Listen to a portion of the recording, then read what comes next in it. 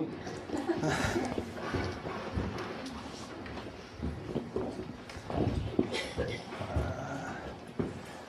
There you go.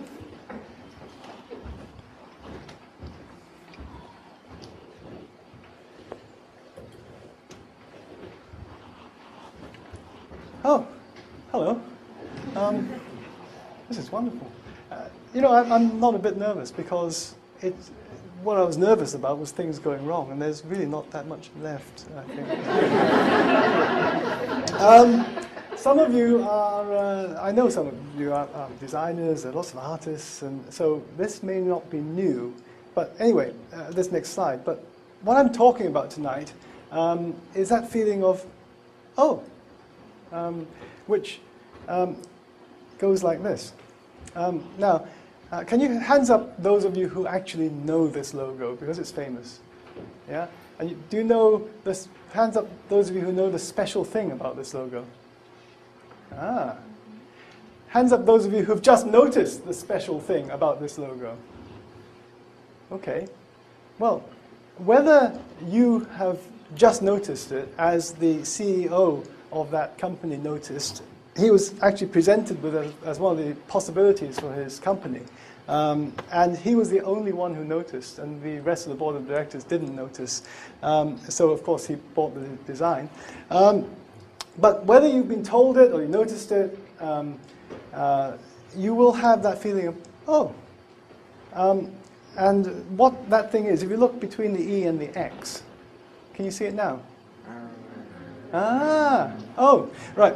That, yeah. So that's, of course, the white arrow, which is a great symbol for a logistics delivery sort of company.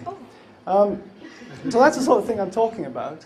And this next thing, I thought, you know, you see, Mrs. Debret has been fantastic on this, and she's a wonderful stage manager, and she wants to know everything that's going to happen during all of these talks. She wanted to know every last piece of apparatus that Michael was going to bring on, and all the rest of it. So I thought, I'll give her a surprise. I'll bring a bike on. So she didn't know about this. Anyway, so bicycle, learning to ride a bike, okay? How many of you have actually run along behind a small child and tried to keep up? Right, well, you didn't have to, okay? Now, ever since you're a little toddler, you've always known that if something is nasty, you come away from it, okay? That's your natural feeling. So when you actually are on a bike, okay? How tall are you, Jeremy? Anyway, you're on this bike, okay, and you're tipping over. And that nasty ground is coming up towards you, and you know you've got to get away from it. So what you do, because you already have a trike, you already know how to steer, you steer away, okay? As soon as you steer away, you hit the floor. So every time you try this on your own, you fall over, because that's your natural reaction. You see a bit of danger, you steer away, you fall over, okay? Until that time when you realize that you don't do that, you do the opposite thing. You may have done it because you were so dazed, you did the mistake. You actually didn't know you were falling that way, whatever. You're falling this way, and you steer into it, and it pops, pop up. You fall this way, and you steer into it. Up you come, okay? So, what happens when you learn to ride a bike, and many of you will have forgotten this, is that it's a single instruction to yourself. You steer into the fall to pop yourself back up, okay? And you learn this. And once you've learned that, you never forget it, just like you'll never see the FedEx logo again without knowing that the white arrow is there. Now, that is a type of learning that is different to the type of learning that so many of the young students here showed you, which is practice and make perfect. Both of these things are wonderful. It just happens that, well, they did that, so I'm going to do this. There's not a value judgment on it. Now, and this idea of being able to ride a bike, you'll never forget it. It's an adage. The reason it's an adage is because you don't have to practice that bit. You practice how to go faster or further or whatever, but you never practice how not to fall again because it's a single item of information. So, right.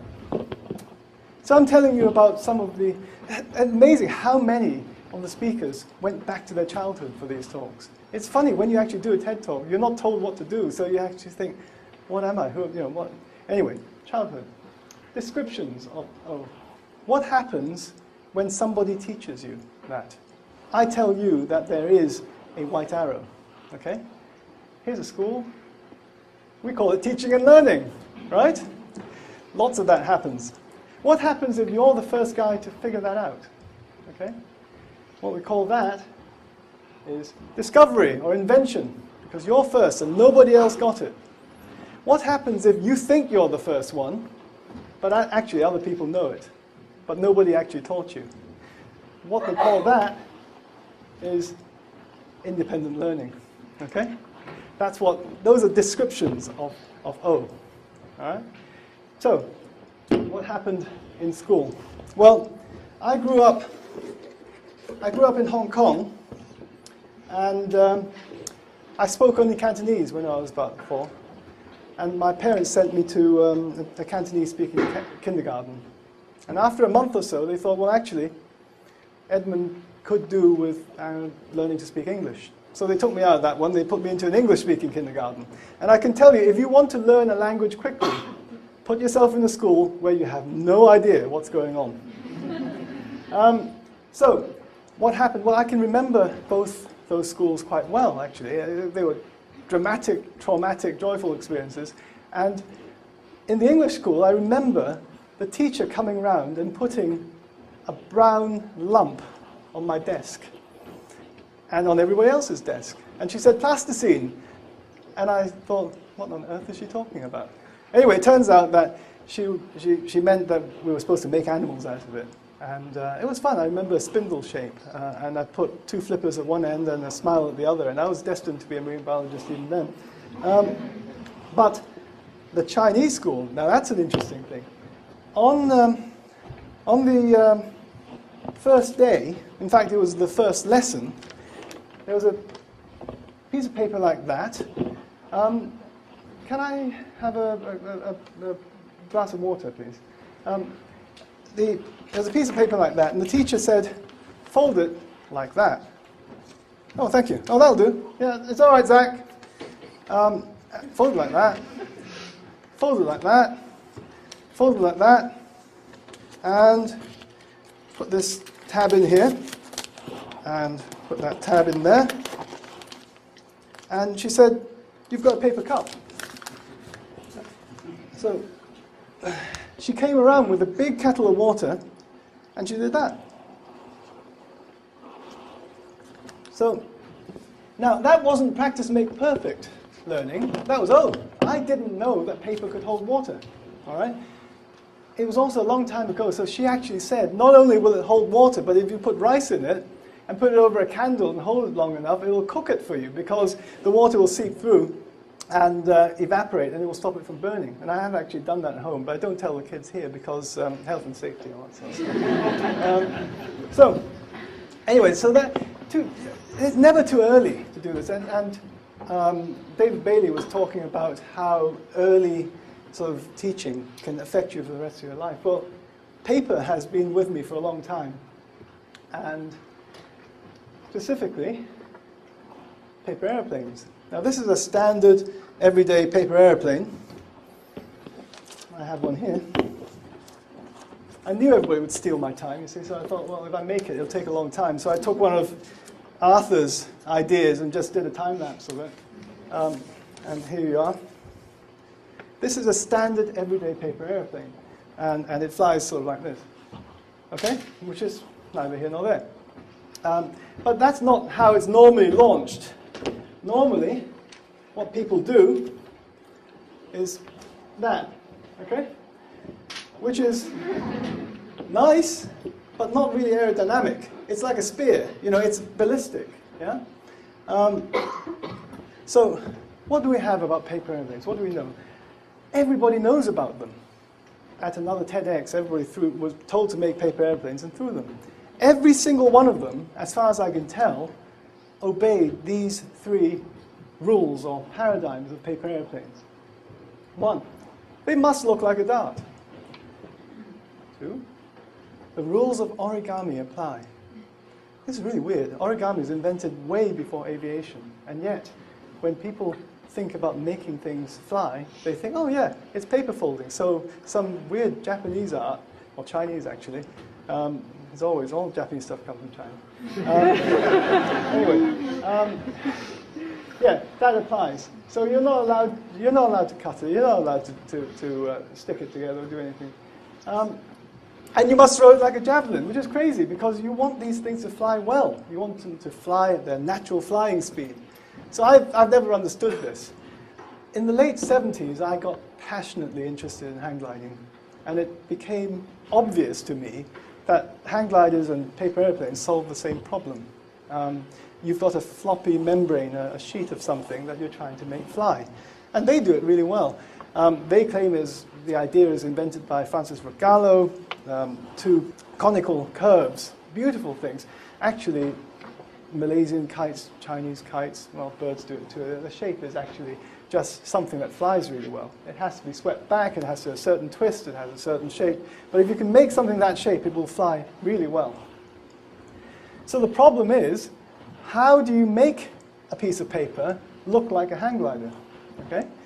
And you find there's a problem. It's easy to make a dart because when you try and create strong wings, it's easy to fold things and make the corner at the nose really acute. If you're trying to spread your wings and make long, thin wings, which is what you need for efficiency, you get stuck right there because every time you actually try and reinforce one wing, the fold goes over to the other wing. Okay? So you've got to sort that problem out. And here's where the O came in.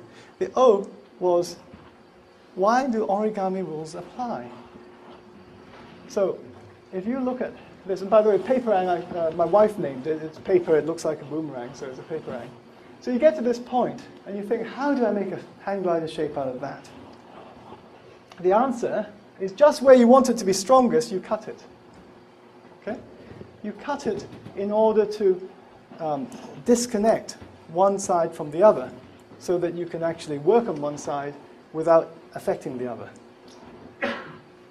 And I'll now speed it up again so it doesn't take up too much time. There you go. Oh, and if you've cut it once, well, why just leave the back of it as it is? Why not cut it into the most efficient shape possible?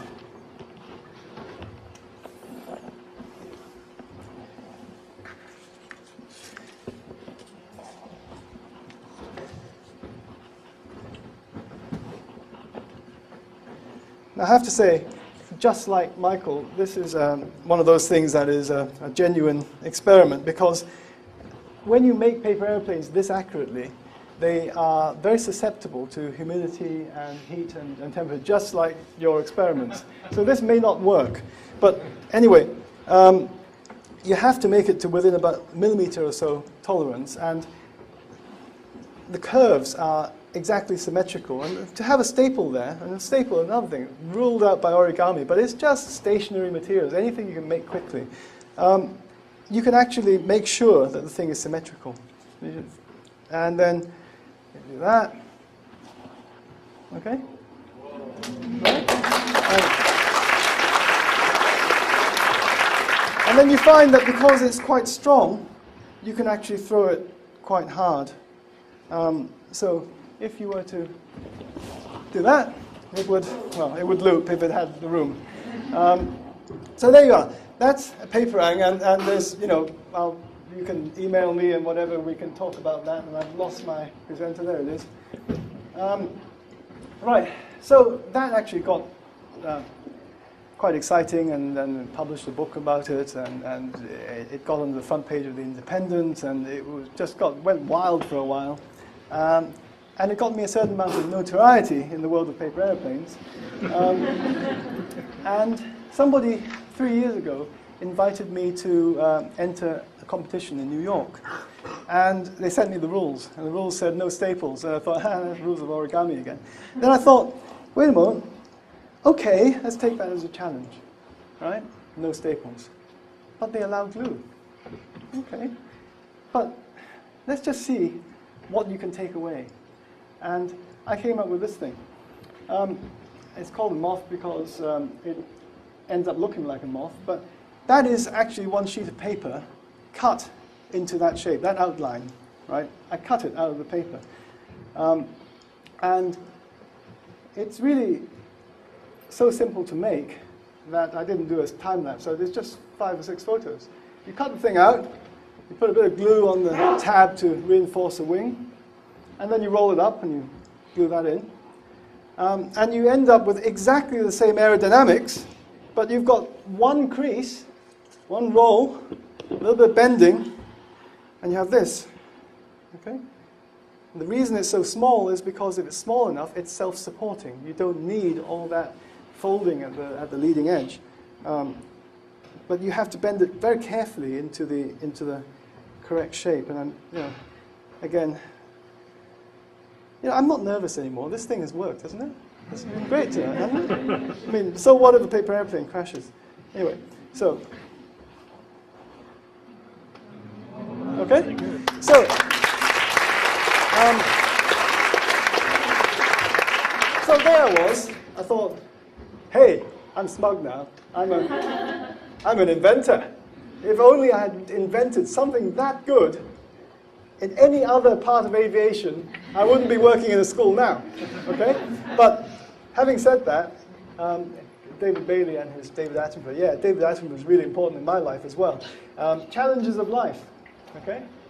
And I saw this.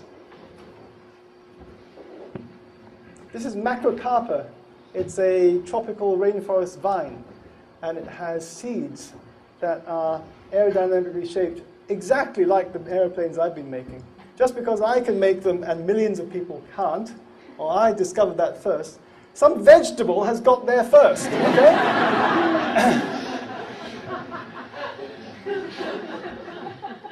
Now, not only has this vegetable got there first, and you can see that dark thing is actually the weight at the front that keeps it all balanced, just like the rolled up bit that I use. But it's got a special trick as well. It's not just a rolled up piece of paper, of course. It is a seed, and that seed can, the wings are made of a sheet that is thinner than any paper I can buy. And look, it's germinating, right?